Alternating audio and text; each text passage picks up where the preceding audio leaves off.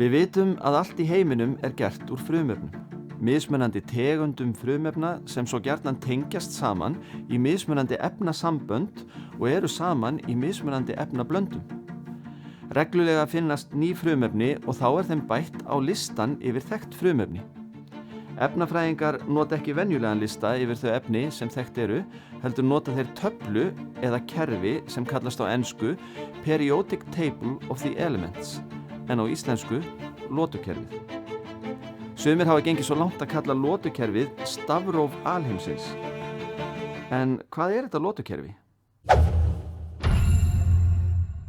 Lotukerfið er mjög mikilvægt verkfæri fyrir efnafræðinga því ef maður skilur það, þá er hægt að lesa út úr því margt annað en bara nafn þeirra frumefna sem þekkt eru.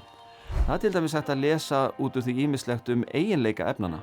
Hér sjáum við dæmi lotukerfi. Þetta virkar kannski flókið við fyrstu sýn, en er það ekki þegar maður fer að skilja þetta. Þegar efnum er raðað í lotukerfið, þá er efnatákn efnisins notað, sem er alltaf myndað úr stórum staf eða stórum og litlum staf. Fyrir neðan efnatáknið er svo nafn efnisins á mannamáli. Ef við skoðum tölurnar fyrir ofan efnatáknið, þá sjáum við að ef við lesum hverja röð í töflunni frá vinstri til hægri, að þessi tala hækkar alltaf einn. Við köllum þessa tölu sætistölu efnisins. Þessi tala segir ekki til í hvaða röð efnin fundust eða í hvaða sæti þau eru í einhverri keppni, heldur segir hún okkur hversu margar róteindir er að finna í kjarna frumeindar þessa ákveðna efnis. Þannig getum við séð að í kjarna gullfrumeindar, gullatóms, eru 79 róteindir, en í silfurfrumeind eru róteindirnar 47.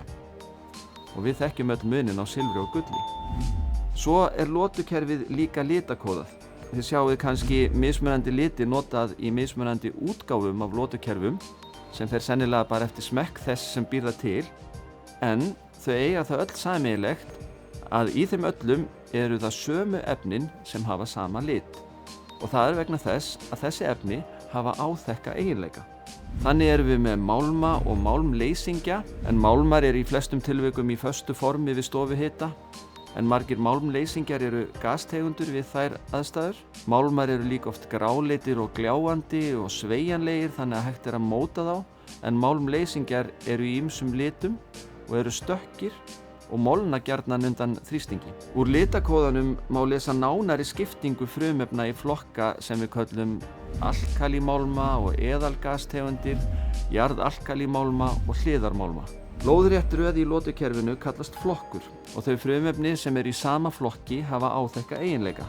Þannig má gera ráð fyrir því að Mg, magnesín, og Ba, barín, séu efni sem eru að einhverju leyti lík því þau eru í sömu lóðréttu röð. Lárétt röð í lotukerfinu kallast lota. Eins og þið sjáið eru bara 2 efni í lotu 1 en í lotu 2 eru þau orðin 8. Hvar efni raðast í röð eða flokka getur gefið vísbendingu hvarfgirni efnisins. Með hvarfgirni er átt við hversu æst efnið er í að ganga í efnasamband með öðrum efnum. Þannig eru alkalí og jarðalkalímálmar, flokkarnir lengst til vinstri í lotukerfinu, hvarfgjarnir og æstir í að ganga í efnasamband með súrefni. Þannig að þegar maður setur þá til dæmis út í vatn, þá eyðast þeir því þeir ganga í efnasamband við súrefni í vatninu og oft með töluverðum látum.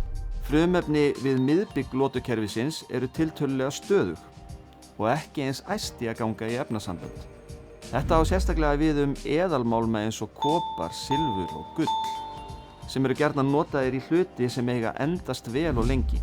Svo eru málmleysingjarnir sem að finna lengst til hægri í kerfinu, misjafnir þegar kemur að hvarfgirni, sumir frekar æstir en aðrir stöðugri. Vetni hefur sérstöðu í lotukerfinu því það er léttasta frumefnið, hefur sætistöluna 1 því að í vetnisfrumeind er bara ein róteind. Í lotukerfinu er það í flokki með alkalímálmum því eiginleikarnir líkjast þeim eiginleikum sem alkalímálmar hafa, en samt sem áður er vetni málmleysingi. Það veldur því að það er stundum haft sér og utan við kerfið eða litakóðað á annan hátt. Lotukerfið er mjög mikilvægt verkfæri fyrir efnafræðinga því þeir geta notað það til að átta sig á eiginleikum efna og spáð fyrir það hvernig þau haga sér þegar þau komast í snertingu við önnur efni. Og nú veist þú ýmislegt lotukerfið og leið meginflokka þeirra frumefna sem þekkt eru, og getur vonandi nýtt þér það á þinni vegferð í að skilja heiminn örlítið betur.